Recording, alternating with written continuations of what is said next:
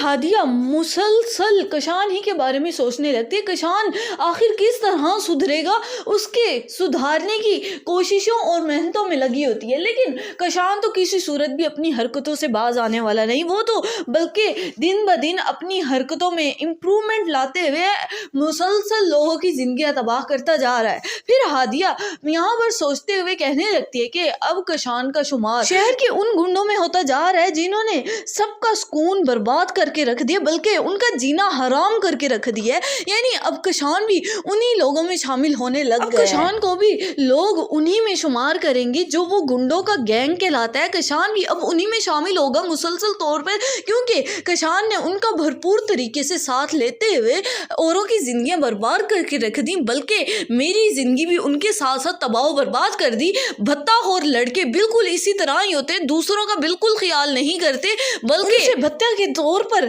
उनकी जिंदगियां तबाह बर्बाद कर देते। फिर यहाँ पर बतूल भी अपनी बहन हादिया की डिस्टर्ब लाइफ देखकर बहुत ज्यादा परेशान होने लगती है और अपने शोहर यानी आशिर से कहने लगती है कि आशिर, हादिया ने तुम्हारे सामने कितने दिल से चाहा था उस लड़के को यानी कशान को, लेकिन कशान ने उसके साथ क्या वफा की, क्या अंजाम दिया और कैसे अपनी असलियत दिखा के हादिया को ठुकरा दिया। हालांकि वो लड़का बिल्कुल भी मेरी बहन के काबिल नहीं था, लेकिन मेरी बहन ने उसका चुनाव अपनी मोहब्बत में आकर किया, लेकिन उस लड़के ने मेरी बहन के साथ बहुत ज़्यादा बेवफाई का अंजाम कर दिखाया।